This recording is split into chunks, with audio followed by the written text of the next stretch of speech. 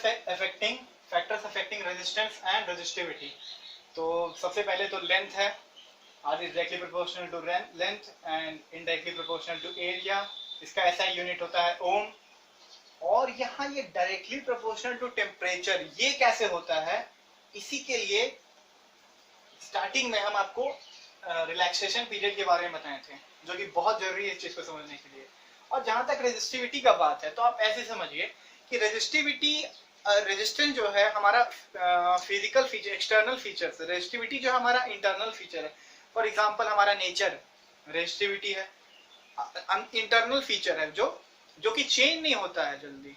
लेकिन रेजिस्टेंस जो है, अगर वायर का आप फिजिकल फीचर्स यानी कि समझ लीजिए लेंथ को बढ़ा दीजिए, खींच के बढ़ाइए, चाहे काट करके सटा सटा बढ़ाइए, तो इसके चेंज होने से रेजिस्टेंस चेंज होता है। बट रेजिस्टिविटी नहीं चेंज होगा। रेजिस्टिविटी बस एक ही फैक्टर से चेंज होगा, जो कि टेम्परेचर, क्योंकि टेम्परेचर उसकी इंटरनल फीचर को चेंज करना स्टार्ट कर देता है। अगर रेजिस्टिविटी चेंज होगा तो रेजिस्टेंस भी चेंज हो जाएगा। चलिए ठीक है, तो यहाँ पे तो सबसे पहले एक फॉर्मूला ये वाला लिख देते हैं।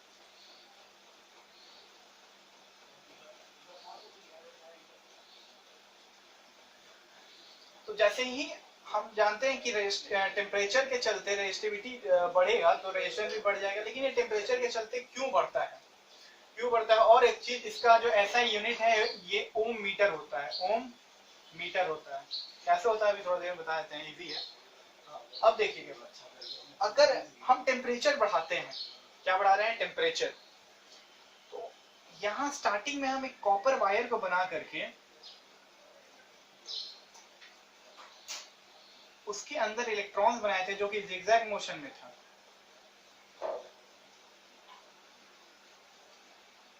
ठीक है, तो यहाँ जो जिगजैग मोशन में था और स्टार्टिंग में जो उसको वेलोसिटी मिला था, वो क्या था? इलेक्ट्रॉन अपने से, तो इलेक्ट्रॉन अपने आइटम को नहीं छोड़ा था, हम टेम्परेचर बढ़ाए थे। वहां पे क्या बढ़ाए थे? टेम्परेचर बढ़ाए थे।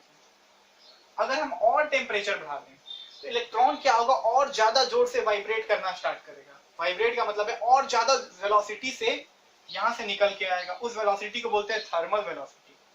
बट उससे हमारा कोई लेना नहीं। जैसे ही ये वेलोसिटी को बढ़ाएं, टेम्परेचर बढ़ाएं, तो क्या हो गया? डायरेक्टली प्रोपोर्शनल वेलोसिटी, वेलोसिटी यहाँ पे इंक्रीज हो गया।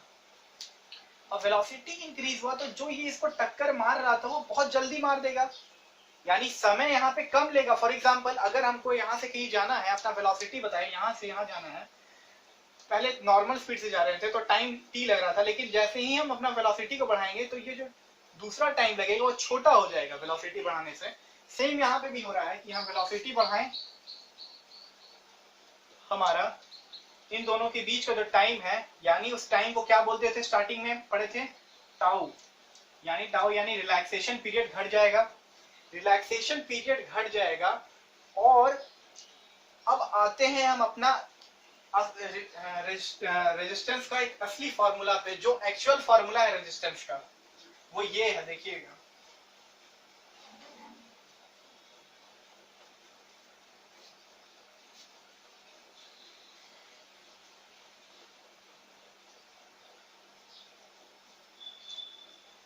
और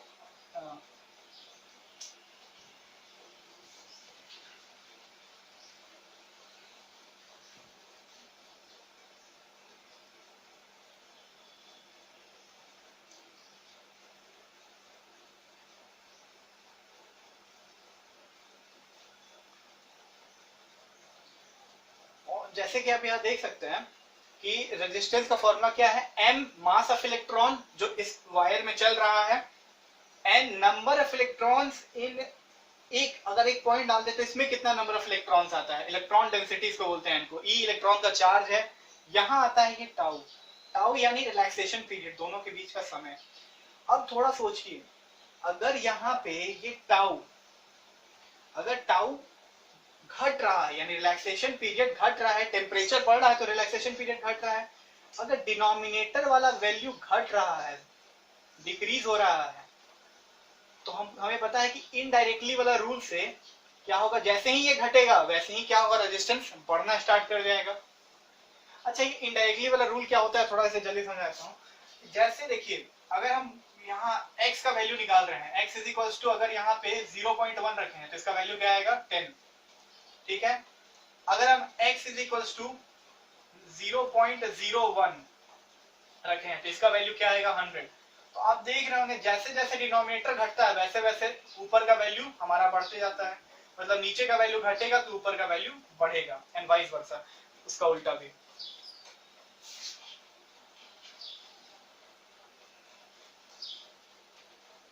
तो सेम यहाँ पे होगा, रिलैक्सेशन पीरियड घटेगा, रेजिस्टेंस बढ़ जाएगा।